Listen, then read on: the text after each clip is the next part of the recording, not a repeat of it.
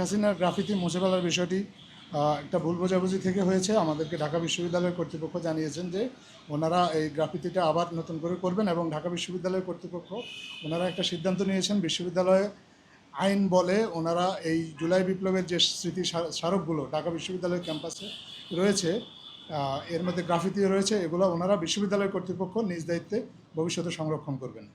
আর ওইটাকে একটা স্মৃতি স্তম্ভ হিসাবে ঘোষণা করা আর ওইটাকে ঘৃণাস্তম্ভ হিসাবে ঘোষণা করা হবে। আর 31শে জুলাইয়ের যে কথা আপনি বলেছেন যে এটা আসলে যারা যারা এই ঘোষণাটা দিবেন ওনারাই ভালো বলতে পারবেন আসলে ওনারা কি ঘোষণা দিবেন এ বিষয়ে সরকার আসলে তেমন অবগত নয়। গতকালকে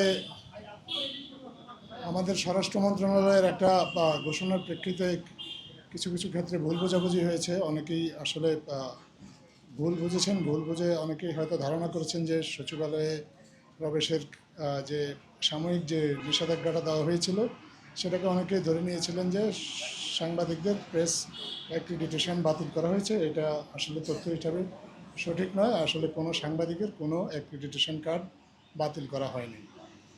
যে সিদ্ধান্তটা নেওয়া হয়েছিল আপনি জানেন যে সচিবালয়ে একটা দুর্ঘটনা ঘটেছে। এই দুর্ঘটনার বিষয়ে একটা তদন্ত চলমান আছে। তদন্ত চলমান থাকার কারণে এখানে এটা এখন একটা ক্রাইম স্পট হয়ে গিয়েছে, ক্রাইম সিন। তো যে কারণে মানুষের চলাচলটা একটু সীমিত করা হয়েছে এবং সাংবাদিকদেরকেও সেই কারণে তাদের চলাচলটা একটু সীমিত করা হয়েছিল। আমাদের সরকারের পক্ষ থেকে সর্বাত্মক চেষ্টা করা হচ্ছে কত দ্রুত আমাদের সাংবাদিকদের সচিবালয়ে আবার নতুন করে অস্থায়ী ভিত্তিতে হলেও অস্থায়ী কিছু পাস দিয়ে হলেও যাতে তাদেরকে সচিবালয়ে আবার অ্যাক্সেস দেওয়া যায়। তো এর প্রেক্ষিতে আজকে একটা সিদ্ধান্ত হয়েছে যে আগামীকালকে থেকে অস্থায়ী পাস নিয়ে সাংবাদিকরা সচিবালয়ে প্রবেশ করতে পারবেন এবং প্রাথমিকভাবে প্রায় 200 সাংবাদিককে অস্থায়ী পাস দেওয়া হবে।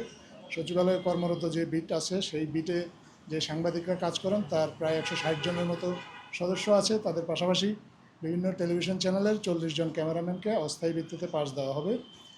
এই পাস ছাড়াও আরও কোনো সাংবাদিক যদি মনে করেন তাদের সচিবালয়ে যাওয়া প্রয়োজন আছে, সেজন্য ডিএমপির একটা সেল গঠন করা হয়েছে। যেই সেলটাতে সাধারণ নাগরিকরাও যাদের বিভিন্ন কারণে সচিবালয়ে যাওয়ার প্রয়োজন হবে তাহলে তারা যেমন পাস সংগ্রহ করতে পারবে, সেখান থেকে সাংবাদিকরাও তাদের প্রয়োজন মাফিক অস্থায়ী পাস সচিবালয়ে যাওয়ার জন্য সংগ্রহ করতে পারবে। এটা গেলো একটা বিষয়। আর একটা যে বিষয় হচ্ছে যে আপনারা হয়তো অনেকেই আগ্রহী সচিবালয়ে যে অগ্নিকাণ্ড হয়েছে এটার তদন্ত প্রতিবেদন কী এটা জানার জন্য। আমাদেরকে তদন্ত কমিটির প্রধান আজকে জানিয়েছেন যে আগামীকালকে ওনারা প্রাথমিক প্রতিবেদনটি মাননীয় প্রধান উপদেষ্টার কাছে হস্তান্তর করবে।